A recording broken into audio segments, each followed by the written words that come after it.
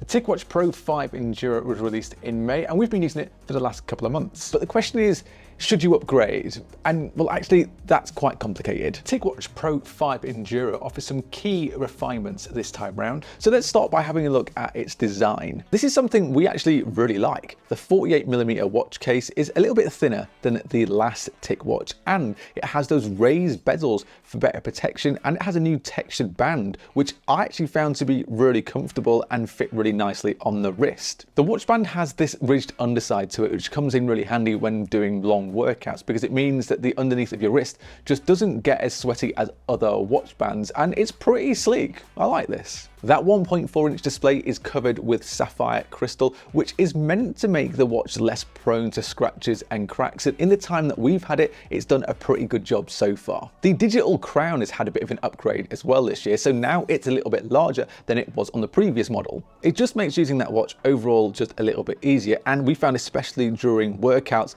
this is much nicer, and it just makes the navigation of the watch a little bit sleeker and easier to use.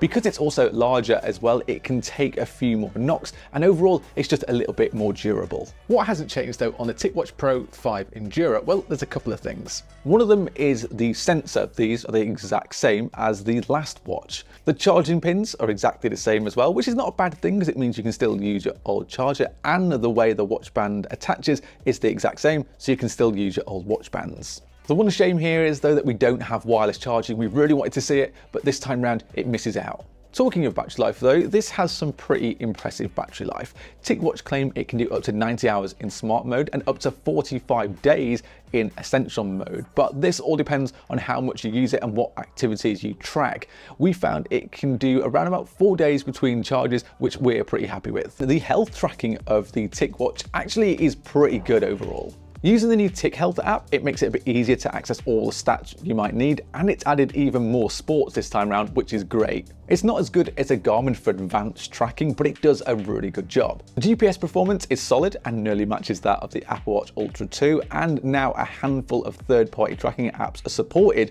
on that low power screen, which means you can save even more battery, and we just love how that secondary display is used to highlight heart zones during your workouts. Having said all that though, here comes the complicated part, because the Ticwatch 5 Enduro comes with quite an old version of Wear OS. Wear OS 3.5 is what the Enduro comes with, and now with Watch OS 5 having just been announced for the Galaxy Watch Ultra, it makes this a bit of a tougher buy. There's no Google Assistant on the watch or any of those newer Wear OS features that you'd expect. And with the history of Ticwatch having major delays on updating its Wear OS software,